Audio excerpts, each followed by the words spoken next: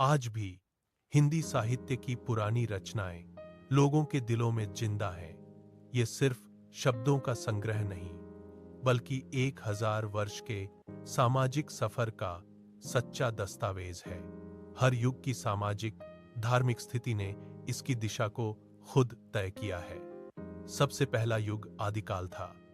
इस काल के कवि ज्यादातर वीरता और भक्ति के गीत गाते थे।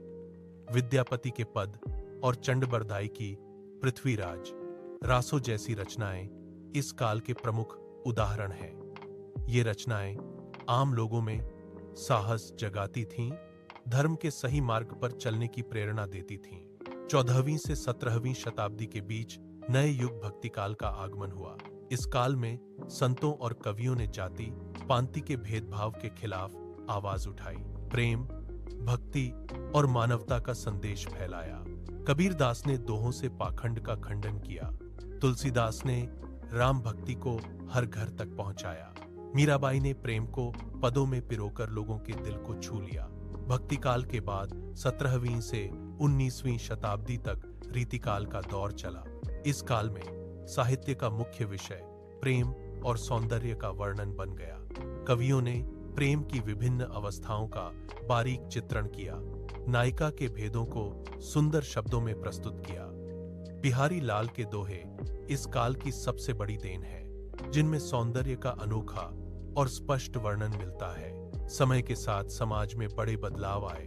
19वीं शताब्दी के अंत में अंग्रेजी शासन के प्रभाव से आधुनिक काल का आरंभ हुआ। इस काल के साहित्य ने समाज की सच्चाइयों, कुरीतियों, गरीबी और आम लोगों की समस्याओं को बेबाकी से उजागर किया।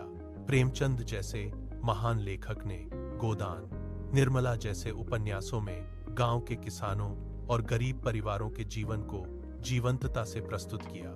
ये पूरी 1000 वर्ष की यात्रा हमें एक स्पष्ट सच्चाई बताती है। हिंदी साहित्य केवल शब्दों का संग्रह या पुरानी रचनाओं का ढेर नहीं है। यह समय के साथ बदलती मानव भावनाओं और समाज का सच्चा आईना है। हर युग ने अपने अनुभवों, संघर्षों और खुशियों को इसमें उतारा है। हर काल के कवियों और लेखकों ने अपनी बेबाक आवाज से समाज की तस्वीर खींची है और साहित्य को नई ऊंचाइयों तक पहुंचाया है। इस तरह हर युग ने अपनी विशेषता के साथ हिंदी साहित्य को समृद्ध किया है।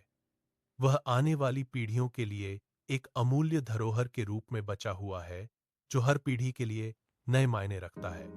यह आज भी हमें नए सवाल पूछने की, सही रास्ता ढूंढने की प्रेरणा देता है और आने वाले समय में भी यह प्रेरणा देता रहेगा।